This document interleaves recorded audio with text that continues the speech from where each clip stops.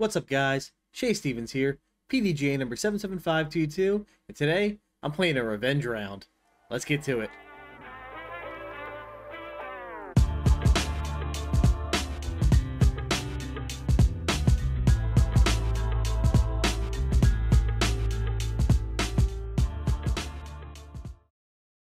Before we get to the video, please click that like button if you're enjoying the content. If you find yourself coming back often, make sure you're subscribed and click that notification bell. It really helps me out, and I try to post videos at least once a week. As always, thank you all for the support. You may have heard me use the term revenge round before. It's my term to describe a casual round that you play after an event where you don't really play that well, and the goal is to kind of, fix the mistakes of the round. It's kind of like when a teacher gave you back a test that you didn't do well on to make the corrections on. Same premise. So I played a tournament called Tyler YoYo. Ed Carroll was the TD. It was an interesting concept.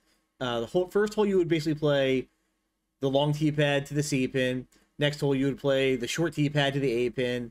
Then long to C, short to A. So long, short, yo-yo. Get the idea. It was neat because you play a grueling hole and then you would play an easy hole. But the easy hole wasn't that easy because you felt so much pressure to get that birdie to, pad your strokes. And I just found myself making so many stupid mental decisions, like, just trying to, force, a driver through, like, a mail slot gap when I should just pitch to the fairway, and it cost me pretty badly. So my first round was, like, 880 something, I think. It was well under my rating. Round 2 was slightly over my current rating. I'm, like, 907 rated, but really, I was 920 something before the pandemic, and my goal is 950. I know I can do it. I just gotta, get the mental game and everything else in check. So game plan was, get back to Tyler as soon as I could. I found a day when it was equally windy, so tried to mimic conditions as best I could. But I got back to the course to get my revenge. So let's start with the front nine. And starting off this little revenge round, hole 1's in the C position.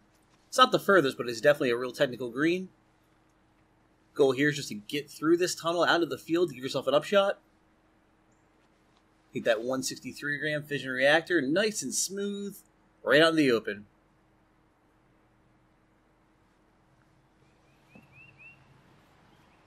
So see here, the green's a little tricky. There's OB behind it. There's these little patches on both sides guarding the green. I've always shorted this upshot though, so I'm stepping up to a pyro.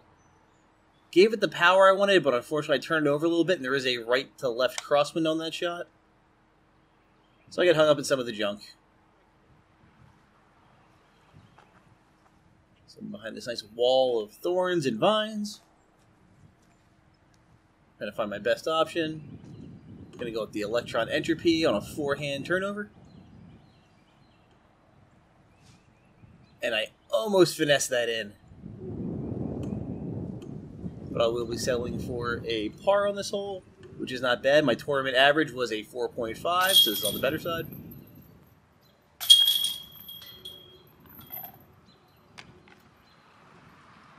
On to hole 2 is a nice short shot here, 174 feet. Just taking the entropy on a hyzer line to the right. I'm going to try and keep it low because you see the wind is picking up. Didn't want to mess with that. So no ace run, but comes in nice, gets that good entropy skip. And gives me a tap in for birdie.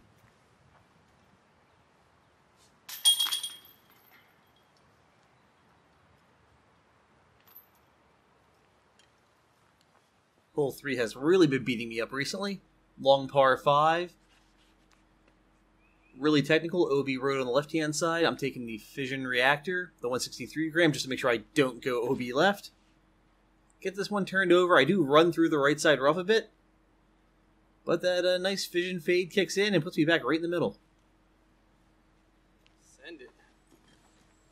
So here I had a choice. I could lay up to the B pin or get, a little extra distance maybe with a driver. I chose the middle ground with my Elaine King relay here.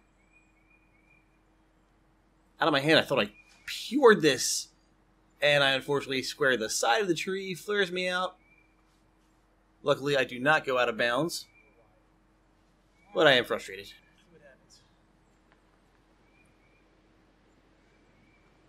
So I have just a wall of stuff in front of me here, nothing really going on my way, so I'm just going to try and forehand back to the fairway.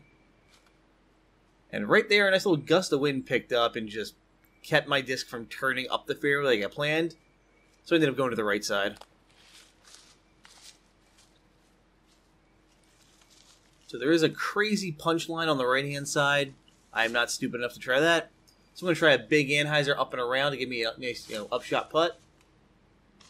And again, hang it way too wide. Drop down in the rough. Getting beat up again.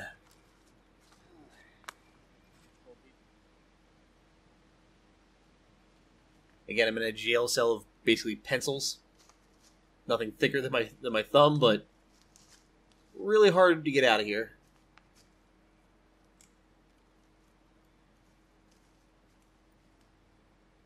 So again, I could try the hero shot. I was really happy with this upshot choice. I could try to like Anheuser one and go for the basket, but really it wouldn't benefit me much. Odds are if I do run this basket, I'm going OB long. So I just aim for the big gap and put this disc inside the circle where I know I get the putt.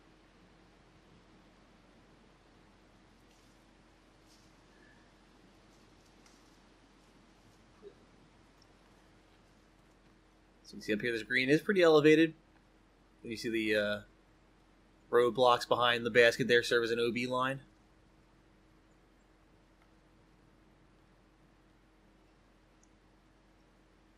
Managed to save the 6. As you can see, my tournament average was a 7.5.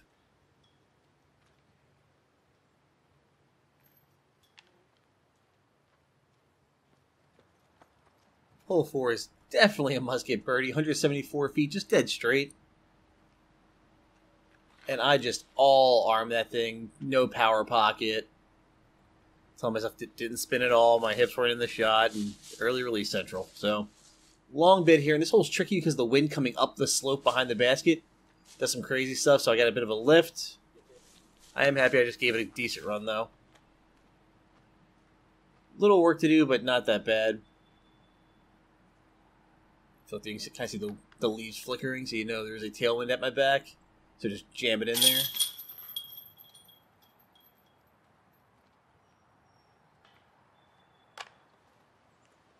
Hole 5 is a pretty soft par 4. It's only 422 feet, but the fairway is a bit tricky to navigate.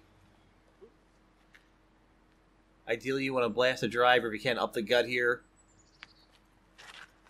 And again, early release, no power pocket. So this is something I definitely need to work on here. I do get some good distance on the left-hand side, though, but definitely not for an eagle look. So I really have no low lines available to me. I do have this high gap, and let this be a warning to you. Always warm up your overhand before trying one. So I just knifed that through. Luckily, I got through a lot of the trees here. Kind of got up to the edge of the rough, so I do have an upshot into the green. And again, I am a little bit happy with this shot selection, at least. I could have made a run at the basket, but I had a chance at clipping stuff early, so instead I hung it out nice and wide, gave myself an easy putt. Gonna settle for the par.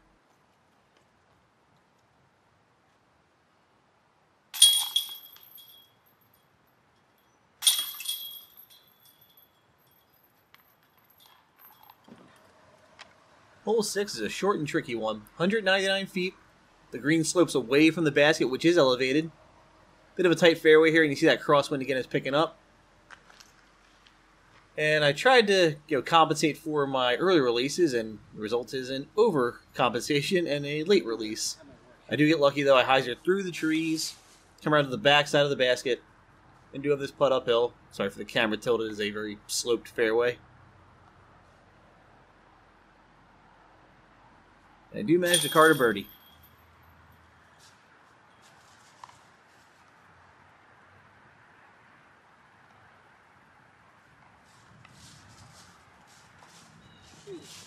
Hole 7 is called Serenity now for a reason. OB on the right-hand side. Added OB on the left-hand side because that slope is just so treacherous for me to play. Basket is sitting basically on the cliff, overlooking the Chamonix Creek. So I blast my fission reactor again. Went with the 163 gram to make sure I stay to the right. Unfortunately, I kick a tree shoot left, and I'm about a foot inbounds. The camera is kind of like straddling the OB line. Again, sorry for the view here. It was a pretty steep slope. I lay up very safely to the right, because you're going to see this green is crazy.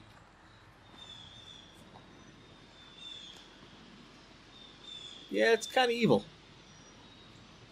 So I got about like 15, 20 footer. Knock it in to save my par.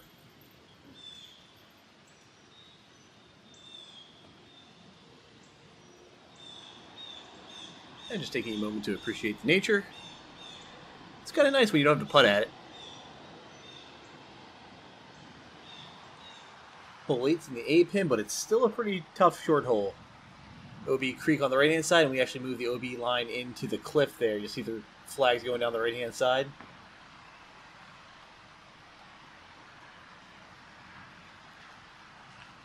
My game plan here is that 174-gram fission reactor. And again, late release, so not up the gap. I get lucky, miss all the trees, and get a bit of a roll. I'll have a putt. I'll take some luck. Again, power pocket is non-existent at this point.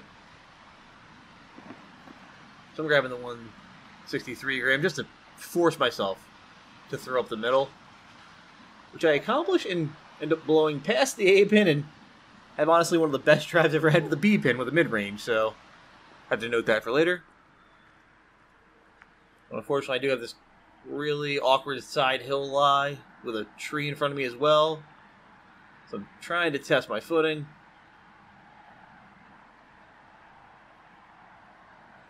Give it a pitch putt, hit the front, roll, and stick the roots. I didn't really trust my foot there, but it did hold up, so just take another putt with, some pizzazz in it. Just to prove I can hit it. During the tournament, I had a horrible roll away that resulted in a 5. Shoot me down here, and tap in the 3.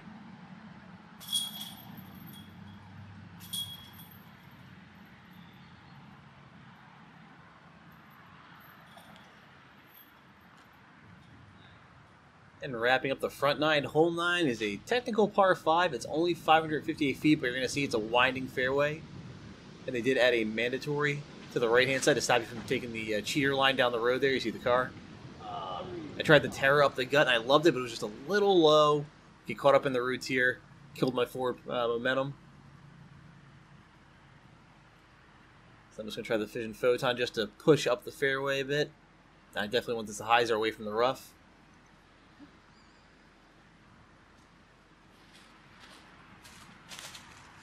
So I got some good forward progress, but I did pinch myself off a little bit here on the side rough. Taking that fission reactor again on that nice anhyzer line. I've been really loving with this disc. From a standstill, I liked it. Unfortunately, it gets slammed down there as it turns. Might be short. And I do end up going out of bounds, and I don't know which side I hit if I crossed over to the good side. So I'm going to take it on the long side just to be safe.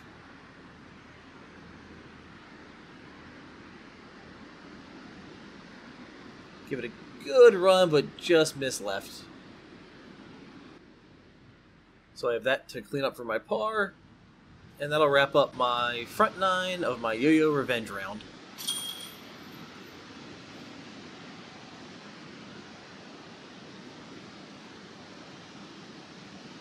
So thank you for watching this front 9 of my casual Revenge round. I'll try to have the back 9 out as soon as I can. If you guys have any questions, as always, let me know. I'll do my best to answer them. Take care.